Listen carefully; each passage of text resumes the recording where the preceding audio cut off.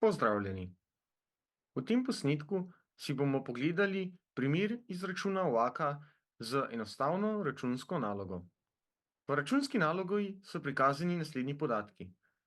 Zgoraj je prikazana bilanca stanja, spodaj pa izkaz poslovnega izida ali IP. Za podrobno obrazložitev bilance stanja in izkaza poslovnega izida si poglejte naše druge posnetke, ki so omenjeni z linki v opisu posnetka. V enem izmed preteklih posnetkov smo si že pogledali, kako izračunati UAK oziroma kaj je UAK ter formulo za UAK. Ta je zato v tem posnetku zgolj prikazana zgoraj desno. Če želimo izračunati UAK, najprej izhajamo iz formule za izračun UAK-a. Vidimo, da to formulo najprej definira E skozi EV. Rešitev tega dela enačbe hitro razberemo iz bilance stanja. E namreč predstavlja lastniški kapital oziroma equity, D po drugi strani pa predstavlja dolžniški kapital oziroma dolg, debt. EV oziroma enterprise value, kot definirano v prejšnjem posnetku, predstavlja seštevek lastniškega in dolžniškega kapitala, torej E plus D. Te podatke enostavno razberemo iz bilance stanja. Pri tem pa je potrebno opozorilo.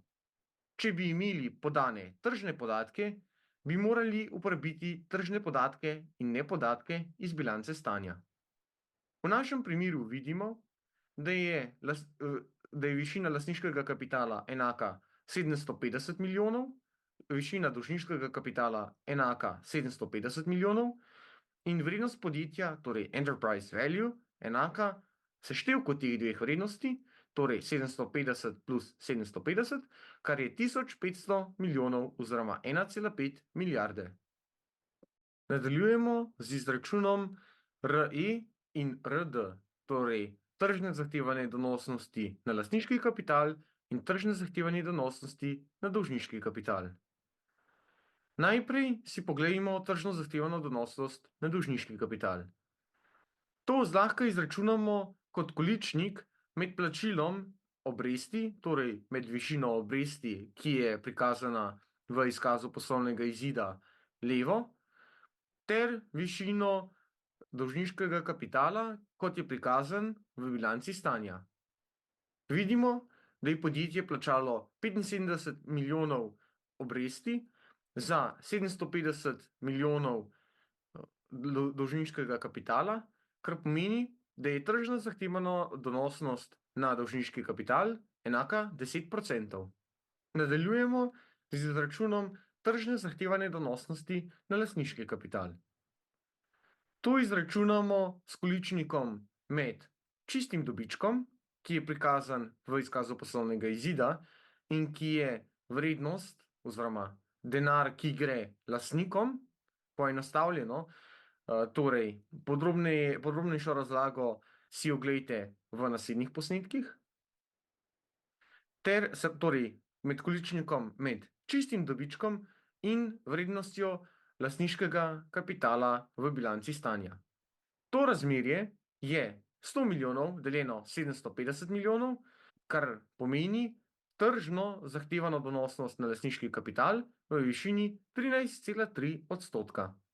Do zdaj imamo torej izračunane vse potrebne podatke, razen davka.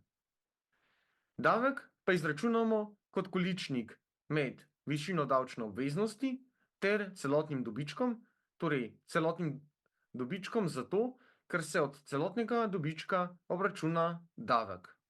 V našem primeru je to razmerje 25 deljeno s 125, kar pomeni, da je davčna stopnja enaka 20%. 20% je torej davčna stopnja na dobiček pravnih oseb. Vse predhodno izračunane podatke zdaj vstavimo v formulo za izračun UAK-a. V našem primeru je torej tehtani povprečen strošek kapitala enak 10,65. Hvala za pozornost.